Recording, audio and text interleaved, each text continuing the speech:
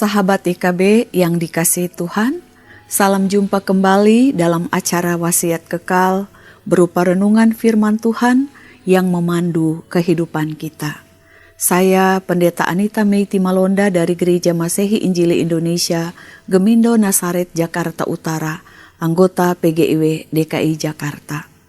Renungan kita hari ini, Kamis 26 Maret 2026, ditulis oleh Pendeta Hariman Apatiana Kota dari Universitas Kristen Maranatha Bandung dengan judul Tuhan yang Mengatur, yang dilandaskan pada Kitab Mazmur 31 ayat 9 sampai 16, dan yang akan menjadi pusat perenungan kita adalah Mazmur 31 ayat 16.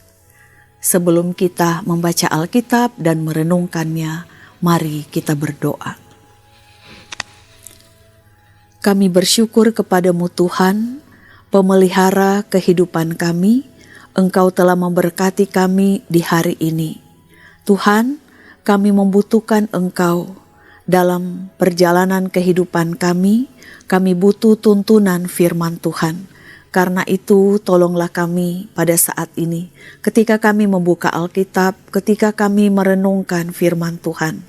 Bukalah hati kami untuk dituntun oleh kebenaran firman-Mu. Ini kami yang akan mendengarkan sabda-Mu, di dalam Kristus firman yang hidup kami berdoa. Amin. Sahabat, saya akan bacakan untuk kita Mazmur 31 ayat 16. Dengarkanlah firman Tuhan. Nasibku ada dalam tangan-Mu, lepaskanlah aku dari tangan musuh yang mengejar aku. Sahabat, kita tidak pernah dapat memuaskan semua orang, apalagi mereka yang antipati terhadap kita. Jangankan hal yang buruk, hal yang baik saja tidak mereka sukai. Karena itu, kita tidak perlu membuktikan apapun kepada mereka. Yang terpenting adalah selalu mengevaluasi diri sendiri dan melihatnya dari perspektif Tuhan. Dialah yang berkuasa. Daud pernah merasakan ketidakamanan dan ketidaknyamanan dalam berelasi. Ia difitnah sedemikian rupa. Fitnah adalah sesuatu yang kejam, bahkan dapat mematikan. Dalam situasi demikian, Daud melihat hidupnya dari perspektif Tuhan. Bahkan ia berserah sepenuhnya kepada Tuhan. Bagi Daud, musuh tidak berkuasa atas hidup dan matinya. Itu adalah hak prerogatif Tuhan. Karena itu ia berkata, nasibku ada dalam tangan Tuhan. Musuh boleh merencanakan kejahatan, namun ia yakin Tuhan akan membebaskannya dari rencana jahat musuh. Karena itu, ia memohon Tuhan melepaskannya dari kejaran mereka. Sahabat, kita tidak memiliki kuasa untuk membuat seseorang berhenti merancang hal buruk terhadap kita. Namun, kita bisa terus berbuat baik dan mengatur hidup sesuai dengan kehendak Tuhan. Belajar dari Daud. Hidup kita ada dalam tangan kuasa Tuhan, bukan dalam genggaman orang yang membenci kita.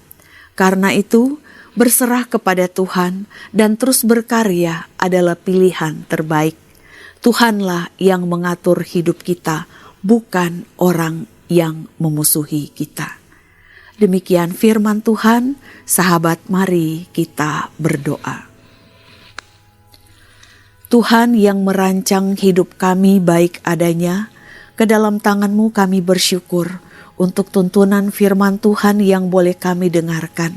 Biarlah Roh Kudus menolong kami, mengingatkan kami terus bahwa hidup kami sepenuhnya ada dalam kendali tangan Tuhan yang penuh kuasa, bukan dalam kendali orang lain.